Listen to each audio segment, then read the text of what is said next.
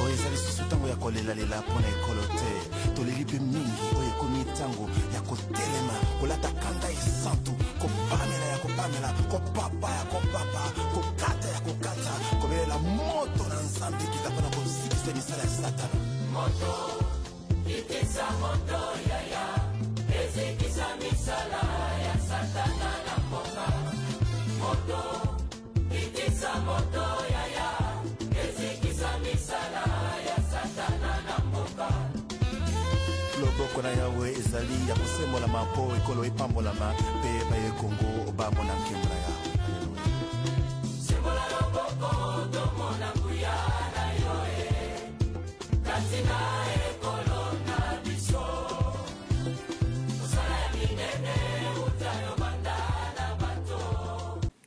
Nous sommes avec le président régional de la PARECO, M. Clovis Mbikaï, que nous allons nous entretenir aujourd'hui. Bonjour, M. Mbikaï. Bonjour, monsieur le journaliste. Merci d'accepter de répondre à nouveau à nos questions. Nous avons été surpris de la déclaration, on commence par là, nous avons été surpris par la déclaration de Mme Okeke, disant que M. Ngwanda était prêt pour présider le Congo. Qu'est-ce que cela sous-entend? Vous savez, Mme Okeke avait répondu à une question d'un journaliste. C'est pour cela qu'elle avait répondu de cette manière-là. Mais ce n'est pas un scoop. Parce que si nous pensons quand Mobutu partait, il y a même des Occidentaux qui avaient demandé à M. Ngwanda de prendre le pouvoir. Mais il s'est donné un temps. Parce qu'il croyait que son frère, Laurent Désiré, allait conduire le pays sur la bonne voie. Malheureusement, ce n'était pas le cas. Donc la réponse de Mme Okeke disant que notre président national était prêt pour présider le Congo, ce n'est pas un scoop. Mais pourquoi ne voit-on pas M. Ngwanda? Il nous évite ou quoi? Non, j'entends souvent dire ces choses-là, que M. Ngwanda, on ne le voit pas, il ne répond pas. Mais moi, je vous dirais simplement que vous connaissez Maître Ndala, qui est le vice-président national de la PARECO, vous connaissez Mme Okeke, la directrice du cabinet du président national. Ces personnes répondent à vos questions, répondent à vos interviews. Je ne vois pas qu'est-ce que ça changerait que ce soit M. Ngwanda. Le plus important, ce sont les discours de Ngwanda. Ce n'est même pas la personne de M. Ngwanda, ce sont ses discours. Je vais d'ailleurs vous dire, je vais vous ramener à la Bible. Vous savez, notre Dieu le Tout-Puissant, quand les Israéliens avaient commencé à prier d'autres dieux, Dieu leur avait envoyé des prophètes. Ces prophètes étaient venus pour prévenir justement les Israéliens du danger d'aller courir après d'autres dieux. Ces prophètes, soit ils ont été tués, soit ils n'étaient pas écoutés. Et qu'est-ce que le bon Dieu avait fait par après? Il avait envoyé son propre fils, le Seigneur Jésus-Christ, croyant qu'avec Jésus-Christ, ils allaient l'écouter. Résultat des courses, Jésus-Christ a été crucifié. Ça, c'est la nature humaine. Ce n'est pas, je ne vais pas comparer M. Ngwanda à Jésus-Christ, mais c'était juste pour donner un exemple. Voilà, donc ne nous arrêtons pas à ce genre de discours. Mais quelles sont les nouvelles maintenant? Les nouvelles, c'est que la PARECO se porte bien. Et je voudrais ici profiter de votre passage parce que vous nous permettez vraiment de faire arriver nos messages le plus loin possible, que ce soit à Dimbelenge, à Likasi, à Isiro, à Bunia, à Matadi, à Kikwit, un peu partout à Kinshasa, à Fizi même. Vous nous permettez que nos messages atteignent leur cible.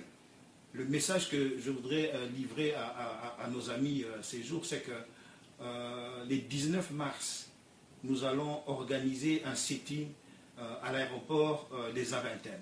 Ces jours-là, à l'hôtel Sheraton, il y aura 89 firmes. Dieu nous a fait grâce et a permis à ce que ces 89 entreprises se réunissent au même endroit le même jour.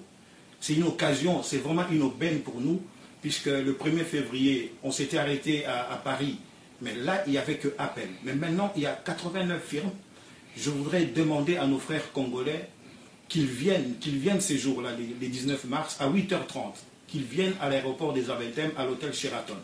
Nous allons faire un sit-in devant cet hôtel pour faire comprendre aux responsables de ces firmes que nous ne sommes pas d'accord. Nous ne voulons pas que nos frères meurent pendant qu'eux, ils pillent nos richesses. Nous ne voulons pas qu'ils viennent fabriquer de petites guerres qui leur permettraient de piller nos richesses. C'est pour cela que nous demandons à nos frères de venir nombreux ces jours-là, les 19 mars, à 8h30, devant l'hôtel Sheraton de l'aéroport des Aventem. Mais en même temps, les 18 mars, il y a une conférence de presse qui va se tenir à l'hôtel Ibis de la gare du Midi, à Bruxelles. Les 18 mars, mais nous allons donner priorité aux journalistes ces jours-là, mais vous pouvez aussi venir participer. Et pour participer, il faut une inscription au préalable. Donc vous devez vous inscrire pour pouvoir participer à cette conférence de presse. Je vous donne un numéro de téléphone sur lequel vous pouvez atteindre 0485 41 42 24. Si vous arrivez à téléphoner, on vous réservera votre place pour participer à cette conférence de presse qui aura lieu le 18 mars à 16h à l'hôtel Ibis de la gare du Midi. Mais les 19, comme j'ai dit, je reviens là-dessus. C'est vraiment une invitation solennelle à tous nos frères, quel que soit le lieu où se trouvent, qu'ils viennent se réunir avec nous devant l'hôtel Sheraton de l'aéroport des Aventem à Zaventem. Décidément, vous n'avez pas peur de vous attaquer aux multinationales. Oui, c'est vrai que là, je vais encore revenir sur la Bible. Vous savez, il faut parfois regarder l'invisible. Nous nous limitons toujours au visible. Vous savez, je compare Kanambe Kabila à Pharaon. Quand les Israéliens étaient encore en Égypte, les Israéliens ont souffert sous Pharaon. Mais avec la main de Dieu, Dieu a fini par délivrer les Israéliens de la main de Pharaon. Mais il y a eu un autre obstacle.